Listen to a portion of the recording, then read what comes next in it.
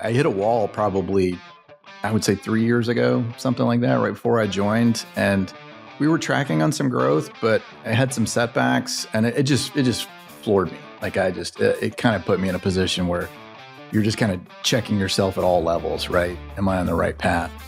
So joined EO and that was sort of, I joined it to sort of be able to see my blind spots for one.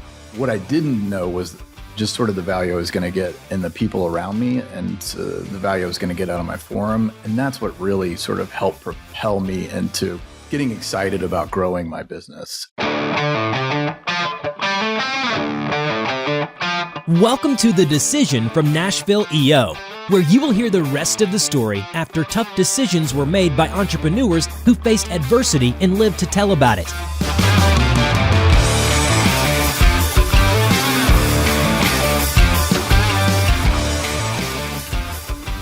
Welcome to The Decision, the podcast by EO Nashville, by and for EO members, where we talk to those of us in EO who are building, starting, growing, scaling businesses, all the things that we do in pursuit of the dream. My name is Eric Jackson, and with me as always, my partner in crime, Mr. Robert Hartline. Let's go. Let's do this. All right, here we are. New seating arrangement today. Yeah, keep mixing it up. Hey, it's got to keep it fresh, right? Absolutely. All right. With us today, Daniel Woods, EO member, 3 years now. 3 years now, yeah. Owner of the CEO of the Addison Group. That's correct. Yes. Very good. Welcome to the podcast. Yeah, thank you guys. I really appreciate you guys having me. I'm excited. Yeah. So how one of the questions we always like to ask, how did you get started in your entrepreneurial journey? My degree's in landscape architecture. For years, I worked for another developer, Southern Land Company, which is here in town, and so known for West Haven and other things like that. Yeah. And I started my own business in 2012.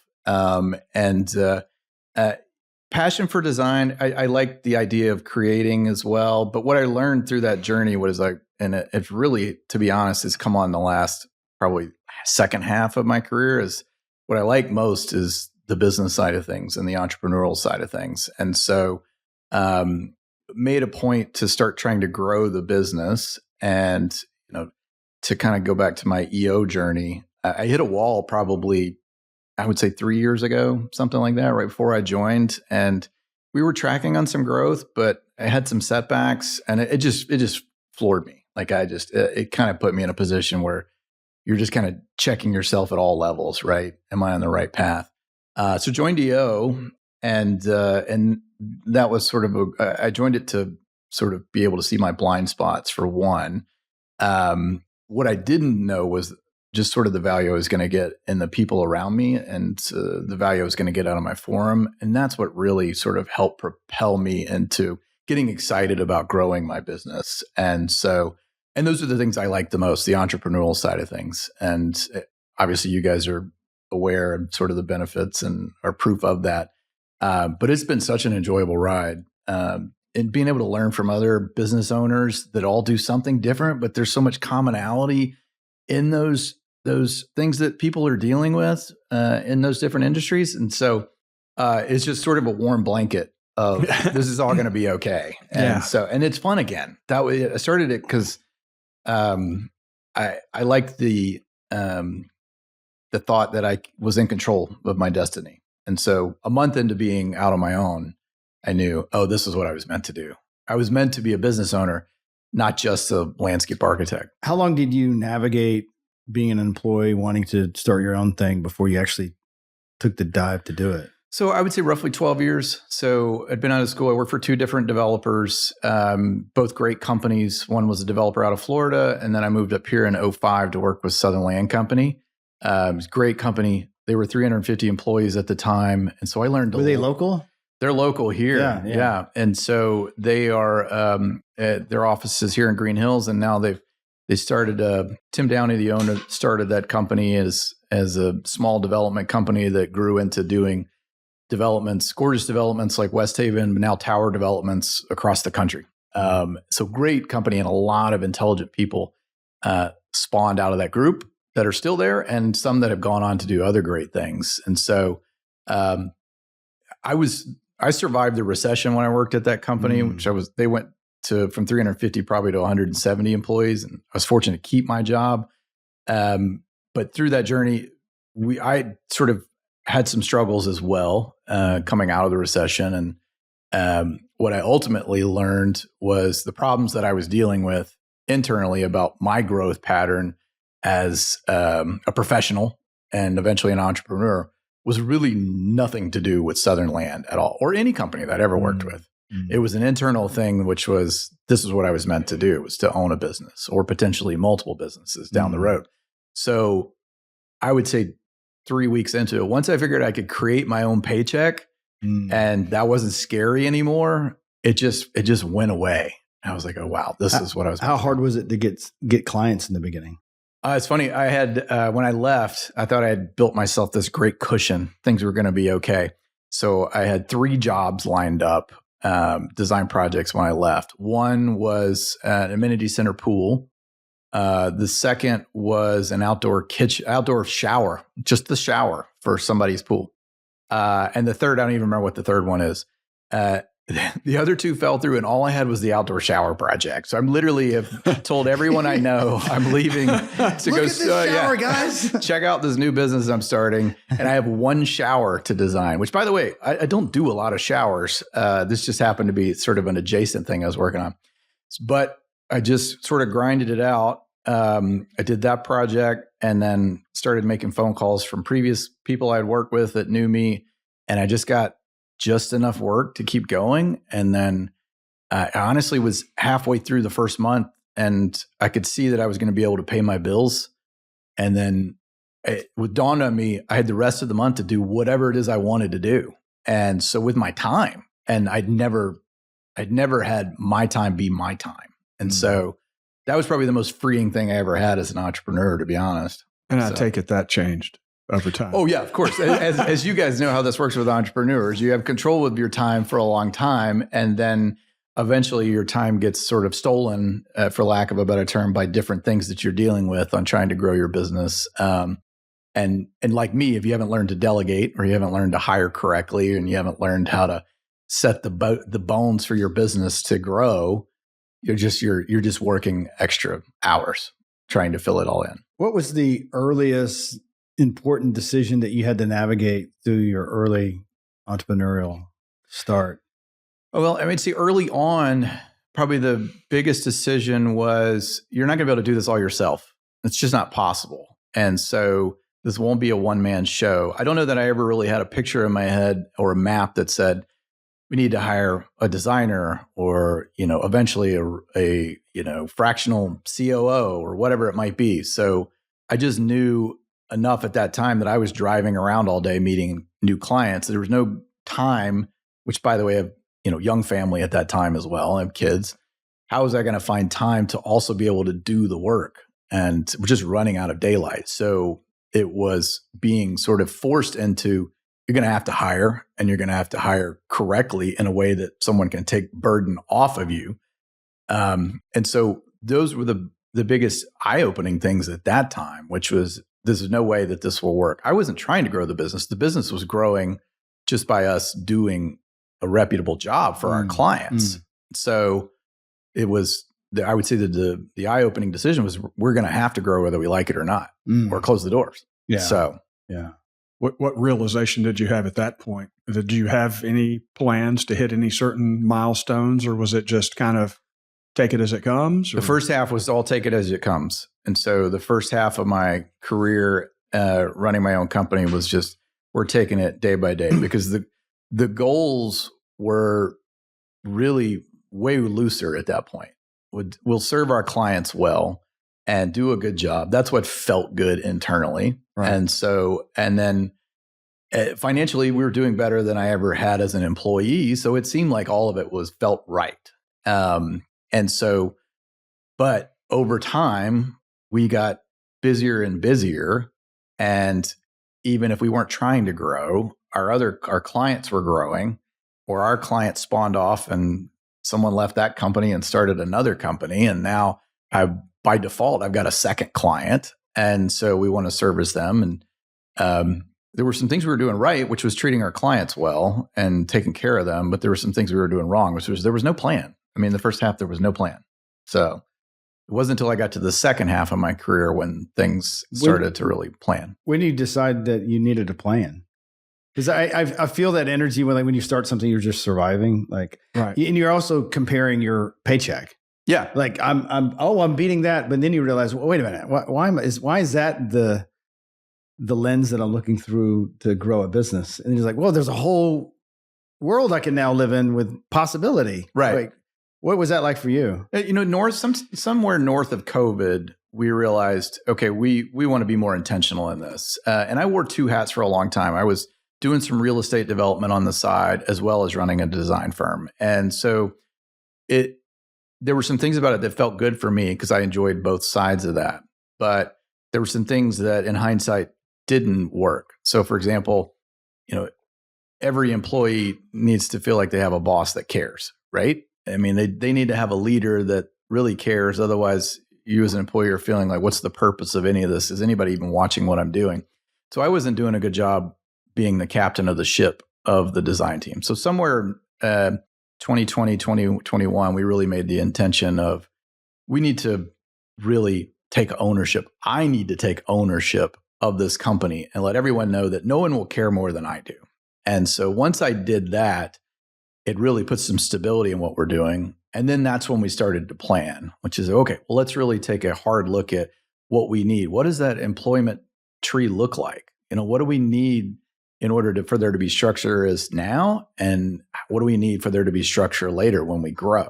And so that started when it started. And of course, as you know, everybody has a plan. As Mike Tyson says, everybody has a plan until you get punched in the mouth. And so we're learning as I went forward how to manage when things change drastically. So, and we're a small company, right? We're 7 full-time employees right now.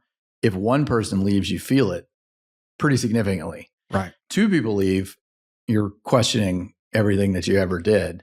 But you business owners are resilient. You got to be able to stay on track. You've got to build and you got to create a culture that everybody wants to be a part of. So it's easier to refill those spots. I was waiting for the culture word to come out. So how have you defined what the culture is and what who gets to play and who has to leave? So I would say the last couple of years have been a lot of fun, a lot to do with EO and what I've learned there. But this year has been a lot of fun. And so you guys were probably there recently as well. Will Guidara, who wrote an excellent book on regional hospitality, who came and spoke to our EO group. I read that book and I went to go listen to him speak. And that's when we really started to find our North Arrow as a company. And so what we realized and spent a lot of time thinking about that we were able to easily put into words is what sets us apart as a company. What do we want to be? Where do we want to go with this company? Because there's a lot of talented designers. There's a lot of talented people in Nashville in general. And so what we felt would set us apart was communication. And so communication started to be the driver of how we can really be better than anyone. We're in a service-related industry. And so communication is the number one piece of that. Then Will Guidara became, sort of helped me change that wording a little bit. Communication became hospitality. Hospitality became just a completely different mindset for me, which was, wow, I never really thought about it that way. We're in a hospitality industry, much like a lot of service companies are, whether it's a restaurant, whether it's a auto repair shop, or a landscape architecture firm. So hospitality was our new goal, our new North Arrow, which is how can we create an experience for our clients that is impeccably great from start to finish. And every stage along the way, try to make those touch points as memorable as possible. And that's been our new goal every day, to try to create an environment that is, if a client comes back and goes, not only do we enjoy that, that was the most enjoyable part of a home building process we've ever been a part of. And so it's given us new life, and it's really kind of put energy throughout our whole company.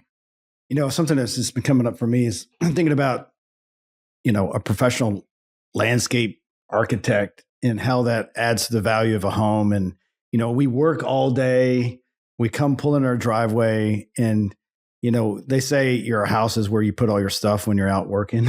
And you pull in your driveway, and if you have an amazing entrance, you're like, okay, it's worth it. Because this is my home. This is, and I think it's almost like the landscaping is like the wrapper around the house. Without it, it's like pretty ugly when you think about just a house with no landscaping. I mean, I would imagine that for many people, that's without the landscaping, their house doesn't have the same feeling. Sure. I would take it a step further too. So the outside being just as important as in the inside as a whole, right? And so, there are other markets that do it really well where the house flows really well from inside to outside. And so you want to spend as much time outside as you do inside. And so the architect is obviously the curator of that experience on the inside, and we're the same thing for the outside. So that may involve landscaping, but it also might involve more functional things like pools and spas and fire pits and putting greens and, lighting and entertainment areas. And so that entire experience, that's our job to sort of curate that experience for our clients. And for those clients that care as much about the outside as they do the inside, we're a great match. Mm-hmm. And so, and then there's an education in our industry. Obviously, not a lot of people know what landscape architects do. I've got relatives I still have to explain. I don't mow grass for a living, and so that's just the nature of the industry that I chose as a profession. But that education comes with just a series of steps of just sort of explaining what it is we do. And hey, you want a pool, you don't have to go to the pool contractor. You can. That is an option. And many people do that. But most people are looking for multiple things. And so we're a resource to allow people to plan out the whole thing and have a plan for what it is you want to do. And it doesn't have to all be implemented at once. It can be phased, whatever it is. You want it to coalesce with the house really well in some of those indoor spaces. So that's our job to do that. You have those plans the same way an architect is for the house on the inside. And so once people kind of understand, it's the same thing, then that usually sort of helps. And I think that the hospitality idea really matters here because you have to anticipate what somebody maybe is thinking, get that out of them so they can communicate that to you so that you can create what it is that they truly want, maybe without them knowing it at the beginning. Absolutely. So we tell our group, your job as an introduction to a client is you're an investigative reporter. And so your job is to get as much information out of them as possible. So we're doing a couple things in those initial meetings with the client. One is the functional side of things. What is it that you want to accomplish in the end? We're here for you. So what is it that you want to actually create in this space? How can we help? And so give us the ingredients to whatever makes the perfect meal for you guys, to use another Will Guidara analogy through hospitality. So that's one. But two is we're sort of trying to create a relationship with this person. We want them to feel comfortable with us. We want them to share with us. We want to know things that are intimate about them that really help us understand how they live their life. Are they married?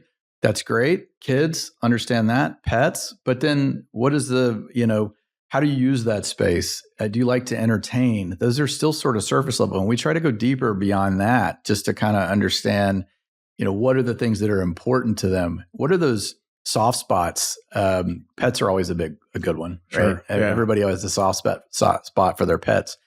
We're trying to get them to let their guard down so they will be able to share more with us. And so that they are comfortable throughout that process, which makes it more fun for them. But also they feel comfortable giving us more information and more detail.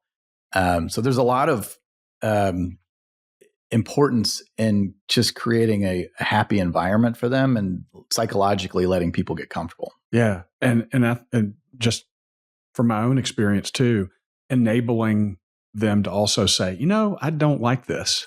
Absolutely, because I think sometimes when you're working with a professional, it's really hard to say that. Absolutely. And design has sort of a bad reputation because there are potential opportunities where a designer may put themselves in front of the client, maybe not realizing it, but they're putting their own design goals in front. And that's a big no-no for us. Yeah. It needs to be egoless design. So we need that client to know that we're listening and that this is not about us. It's 100% about them. And the only way that we are successful is that we're creating an environment and an experience that is 100% curated for them and their life, not about us and being able to put it in a magazine or put it on an Instagram page or a website or anything like that. That is not the purpose of this exercise. Yeah. What's a big decision that you've had to navigate in life and business that took you a while to get to a place that you wanted it to be? I mean, the biggest decision lately, not to harp too much on the unreasonable hospitality, but this has been a huge change in how we think about how we're moving forward. And the decision was, let's go full in on this. We can't partially do this. We need to go full in on creating unreasonable hospitality for our clients. And so once we made the decision, it's all or nothing, that's been probably the best thing we've ever done. So we hired someone. Our first step is we hired an assistant, and we said, you're our dream weaver. And so if you know what Will Guidera did, he had a dream weaver in his restaurant. If they had dining patrons that came in and they needed to feed the meter for the people who are dining, they would send someone out to put quarters in the meter, or whatever it might be to make their experience go above and beyond. So the first thing we did was we hired a dream weaver and said, we got to do this full force or nothing. And it's been so much fun. So once we committed to that, because we're people pleasers to begin with, that's one level. But what if we're just completely unreasonable about just trying to make people have a good time and enjoy the experience? And so whether that's a gift or a thoughtful thank you, or just how you handle communication. I mean, we're a big believer in if we need to communicate the message before they ask the question. So because landscape architecture is not a thing that everybody understands. And in any service industry, look, you're getting your tires rotated. You go in and you sit down and get your tires rotated. You just want to know how much it's going to cost, how long it's going to be, where can you sit? Is there coffee available? It's a company that's doing their job is just going to tell you all those things before you even have to ask. But if you have to ask, you kind of question yourself, like, boy, they didn't even tell me, what to do or how long it's going to be. And that can be frustrating as a buyer of a service or a product. And so we committed 100% to that communication, which is tell them what's going to happen beforehand so that you're taking their hand through this process and going, we got you. There's nothing that's not going to be taken care of you through this process. How have you shifted in terms of your leadership style since being an EO? Since being in an EO, the first thing I would say is being a better listener. And so I'm still working on it every day, but it's the most important thing for me because you can go through, as you guys are well aware, you can go through your life and your business career thinking that things are great. But if you're not fully listening or if you're not asking the right questions, there might be strife or there might be issues, might be on the client side, or it might be your own employees, or it might be a 1099. You never know. So being a good listener and asking the right questions has been a big thing for me through my EO experience. And then more recently, I would say in this hospitality journey is treating our employees with the same respect that we would with a client. Mm-hmm. And so it kind of dawned on me through the process. And Will Guidera talks about that too. And, treating your people with respect and saying the things that need to be said in a timely manner and a respectful way and not letting them build. But it becomes very obvious as you're kind of going through that exercise that, boy, if we're treating these other people with great respect, why wouldn't we do the same thing with our employees and letting them know how much they're appreciated? One of the things that I loved about the book was the idea that he would give people who had lower level jobs something really important and let them figure it out. And he, of course, had built this culture where you wanted to do big things. That was one of the reasons why you chose to work there. So have you taken some of those leaps as well with people on your staff? Trying to every day. Yeah. I mean, the enabling people, we have a lot of talented people on our staff, and we're fortunate that they that we're all on the same page as far as the message of what we're trying to accomplish. And they do kind of step out and want to tackle things on their own, which is great. We really appreciate that. But, again, just showing our appreciation for our people and, just not bypassing the thank you. That was really great. I mean, what you did was amazing. And so assuming that, we probably all grew up in households where I'm not going to speak for your household experiences, but I experienced mine. The assumed message that you're doing a good job, or the assumed that your parents love you kind of thing, you take that for granted sometimes. Surely I love you. Surely you know that. And so once you kind of step out and go, I just want to say, like, what you did, that was amazing for that client or for us, for that project. And so saying the things and not just assuming that someone is hearing that has been a big change for me. Yeah. And I think that's one of the advantages of being in EO. When they bring a speaker in, it kind of puts front and center. There's this book you probably should read. Yeah. And you're in a room with a bunch of people watching the same presentation, and either on a break or at the end, like people sharing how they're integrating that, or in your forum, they're talking about how that way. Ben Hardy spoke a couple weeks ago. Dude, that made me start a book club. And, because I noticed that I will get super inspired by someone and then forget all the lessons. And so I was like, no, we're doing a book club because I want to carry this forward. And I think in EO, because we don't take the time to stop, unless there's some kind of big event. We stop with, okay, yeah, we should, hospitality. These are some things we should do in our businesses. Yeah. I think that's one of the things that I probably love most is a lot of these things we know we need to do. Sure. It's not like that book wasn't, they're saying all the things you should be doing anyways. It's just like a great reminder of what could you be if you committed to that level of hospitality. 100%. And, when I joined EO, it starts off as a little bit overwhelming. And there's 350 extremely talented entrepreneurs at any given point. And then you're in a speaker event or your forum, you're like, wow, there's a lot of people doing really great stuff in this world in all different aspects of and all different industries. And so it can be overwhelming at times. And then for me, once I got a chance to kind of get used to the environment, and the people that train you, the Anna Birches of the world, do such a fantastic job. And they tell you the secrets. You just don't know how to apply it yet. They go, everybody gets a little bit different out of EO. But here's the 4 ways that you could get value out of EO. And so you got that in the back of your mind. And then after, for me, about a year into it, you realize you can pick any of those great things that you hear from a Dr. Benjamin Hardy or from a Will Guidara or from a Samira or from Bill McCluskey. And so you can take those elements and go, oh, wow, I learned that from that person. I'm going to use that. I'm going to take that from that person. I'm going to use that. And you go, that person over there is the best listener I've ever met in my entire life. I'm going to try to, I'm probably going to fail at being as good as that person. But if I were 30% as good as that person, I would get a lot better at what I do. And so you just have this great opportunity within EO to pick and choose those things and sort of build your own superhero idea of what a perfect entrepreneur or person could be. Dude, that's a great way to end this podcast. Well, and he asked me the question, what do you spend your time on? I'm like, does he have a camera in my office at home or something? That was a great question. Oh, well, thank you. I appreciate that. Yeah, you're obviously good at what you do. Well, thank you. Well, to it.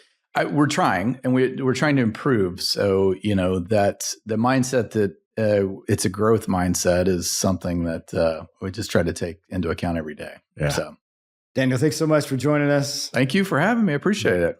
If you are an entrepreneur here in Nashville, Tennessee, and you're curious what EO is, you should visit eonashville.com, where well over 350 entrepreneurs in Nashville, Tennessee gather together every single month in what we call Forum, a small group of people navigating important decisions in life and business. please visit eonashville.com. Thanks again, and I'll see you next week. Thanks for listening to the Decision Podcast by Nashville EO. We'll see you again next time, and be sure to click subscribe to get future episodes.